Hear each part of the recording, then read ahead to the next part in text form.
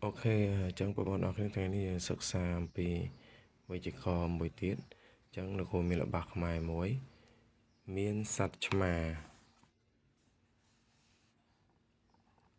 mùi bàn nờ lờ tóc rồi ở dân đã khan mà ok chẳng nhưng mà mơ là bạc mài từng ọt này chẳng được rồi xùa xùm nụ nó không là bạc mài nữa nghe ta là rồi xùa thà tá sạch mà mùi của bà nắng chiaរបស់អ្នកណាគេតើមានចម្លើយនៅក្នុងនឹងឲ្យយើងអត់មានសត្វឆ្មាមួយក្បាលនៅលើតុគ្រូអញ្ចឹងលោកគ្រូសួរថាតើសត្វឆ្មាមួយក្បាលនេះជារបស់អ្នកណាគេអញ្ចឹងមានចម្លើយបងមានម្ចាស់ហើយក្នុងនឹងអត់មានម្ចាស់កម្មសិទ្ធិទេអញ្ចឹងបើអត់មានម្ចាស់កម្មសិទ្ធិអញ្ចឹងមានកន្លែងនេះចង់និយាយថាវាអត់មានម្ចាស់កម្មសិទ្ធិទេមានហ្នឹងគឺយើងរៀបរាប់អ្វីឬក៏សម្ភារៈឬក៏អ្វីដែលមានស្រាប់ដែលយើងបានឃើញណាអញ្ចឹងមាន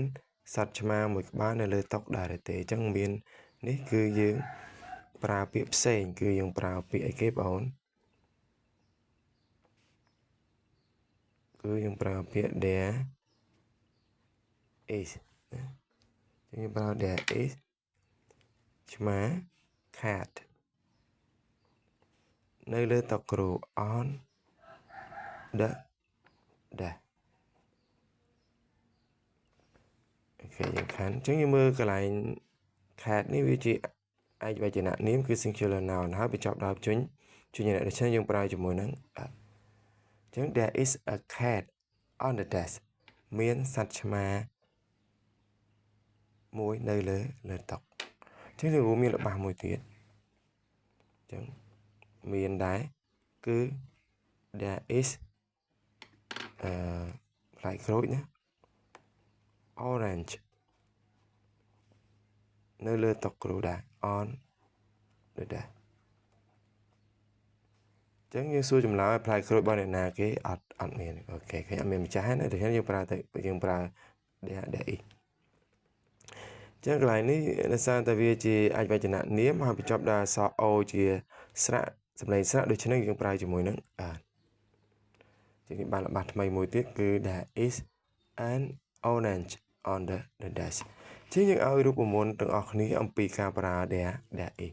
ចឹងយើងចូល form យើងចូល form ហើយយើងចូលលេខ1គឺល្បះស្រក positive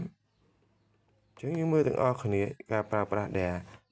គេបង there is ចឹងយើងអាចឲ្យចម្លើយយើងបានគឺ there is បូកជាមួយនឹងអីគេបងបើយើងបូកជាមួយគឺយើងប្រើចំពោះឯកវចនៈនាមទាំងឡាយនេះមានសម្លេងជញ្ជាក់យើងប្រើចុះបើយើងប្រើ earn គឺសម្រាប់singular noun ណាដែលមានសម្លេងស្រៈយើងដាក់ earn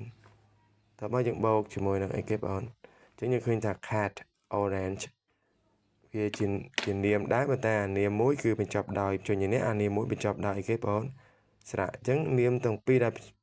ដែលបញ្ចប់ដោយព្យញ្ជនៈនៅខាងមុខឬក៏ស្រៈនៅខាងមុខគេចាត់ទុកវាជា singular noun ទាំងអស់ណាអូខេ singular noun ហើយខាងក្រោយវាហ្នឹងយើងបូកអីក៏បានដែរយើងដាក់ចុចអញ្ចឹងរំលឹកឡើងវិញណា singular noun គឺជានាម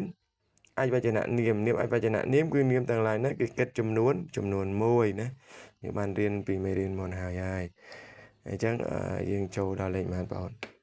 លេខ2តែម្ដងទៅយើងចូលទម្រង់លេខ2តែម្ដងទៅចាំយើងឲ្យឧទាហរណ៍ក្រោយអញ្ចឹងយើងចូល negative ណាអូខេអញ្ចឹង negative កន្លែងនេះយើងដាក់ទៅដែរ there is ចឹងគឺណាបដិសេធជាធម្មតាខាងក្រោយ verb to be យើងថែមអីគេបងថែម not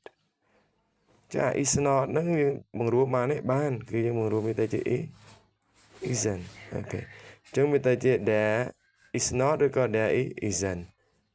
យើងបូកជាមួយនឹងអីគេទៅដែរបងនៅរក្សាទៅដែរយើងបូកជាមួយនឹងនាមទាំងឡាយណាដែលមានសម្លេងជញ្ជាក់ and ឬក៏ earn được bầu niềm từ lại nát miền sầm này sạ càng cào bảo viết cứ singular noun cứ ai bây giờ nè niềm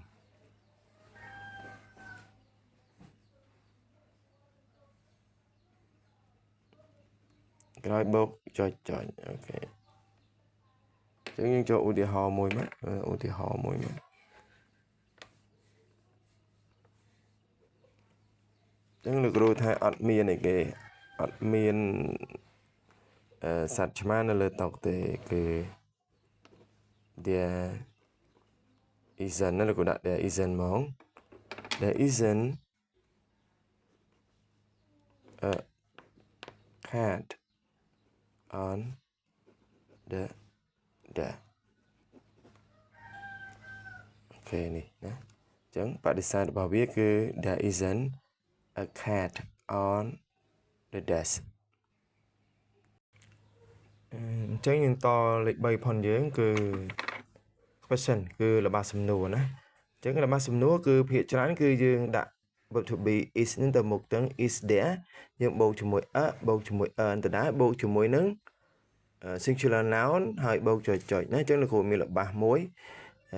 is there an orange on the desk chẳng những bỏ cho mà tá miên play cột một play nơi lơ tóc đá rồi tề chắc ní chỉ là ba sầm núa cứ dương lược bập to be tới từ một cứ is chấm nào với miên tập pi thì cái này dương chào yes cứ giờ đã ít no there is not ní rồi gọi dương pra is not nó gọi pra bằng luôn với tới isn't tại một đoạn nè là ngày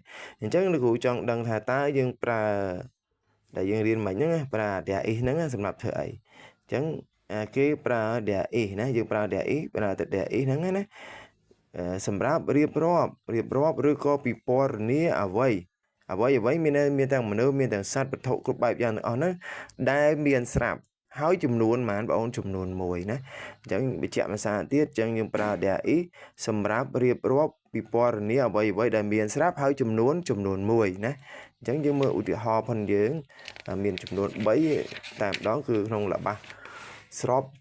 បដិសេធហើយនឹងសំណួរណាThere is an orange on the desk នេះរបស់ស្របយើងបកថាមានផ្លែក្រូចមួយផ្លែនៅលើតុពេលរបស់បដិសេធ There isn't an ឬក៏ an orange on the desk អត់មានណាអញ្ចឹង there isn't ហ្នឹងឬក៏ there is not ហ្នឹងបកថាអត់មានផ្លែក្រូចមួយផ្លែនៅលើតុទេដើម្បីលើកជាសំណួរយក verb to be ទៅមុខនេះយក is ហ្នឹងណា is there an orange on the desk ហ្នឹងកំលេចសញ្ញាសួរតើមានណា is there បើតើមានផ្លែក្រូចមួយផ្លែនៅលើតុដែរឬទេចំណោទយើងមាន2គឺ yes there is បាទឬក៏ចាស់មានបើអត់ទេ no there isn't ឬក៏ there is not ហ្នឹងទេឬក៏មិនមានណាអូខេអញ្ចឹងមេរៀនយើងមានប៉ុណ្្នឹងឯងបងណា